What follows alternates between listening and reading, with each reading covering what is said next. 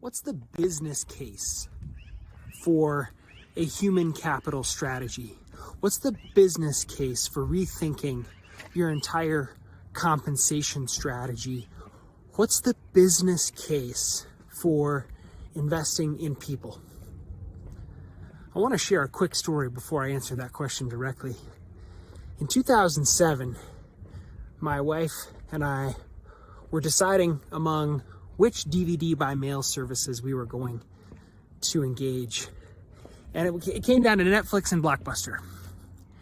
And we ultimately chose Blockbuster because Blockbuster would allow us to return our DVDs or exchange them at the local Blockbuster branch store, which was just a few minutes away.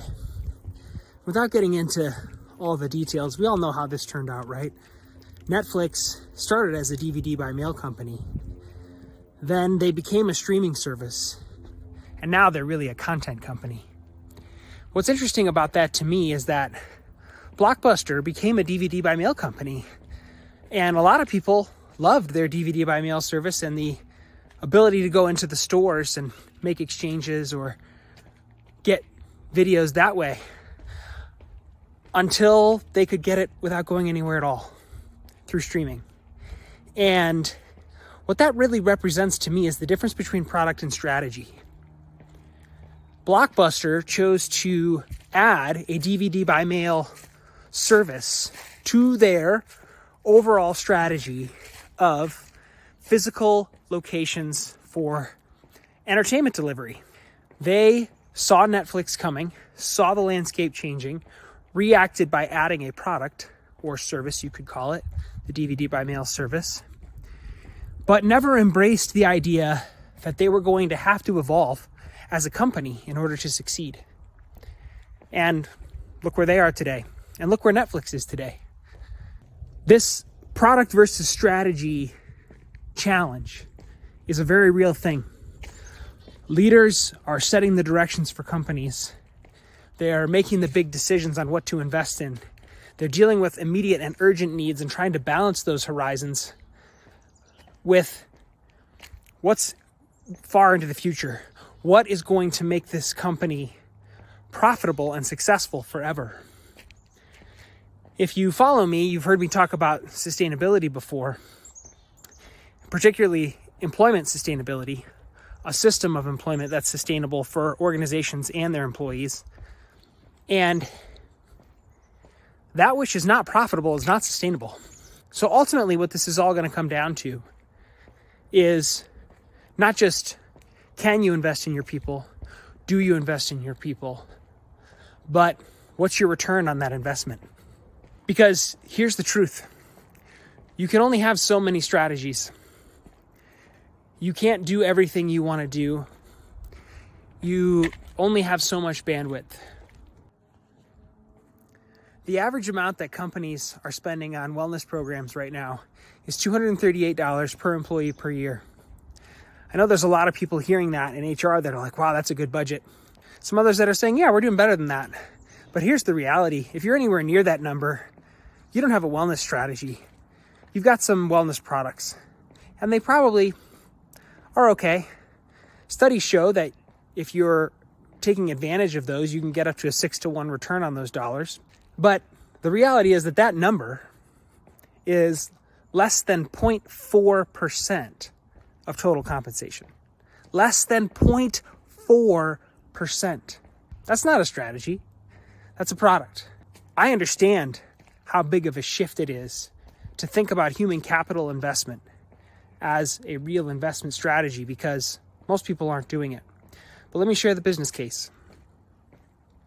The Engaged Company Index showed that companies that took care of their people well and had engaged workers outperformed the S&P 500 over a 6-year period by about 37%. Irrational Capital is a private equity firm founded on its ability simply to find companies that have bad cultures, to improve those cultures, and turn those companies around through that one mode of improvement.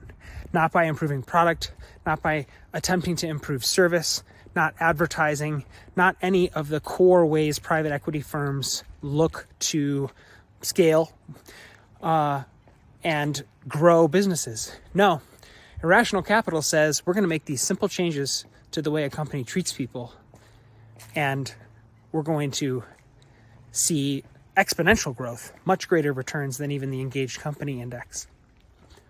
Just Capital puts out a ranking of the companies that treat their people well based on some objective metrics. And those companies vastly outperform the market and their competitors.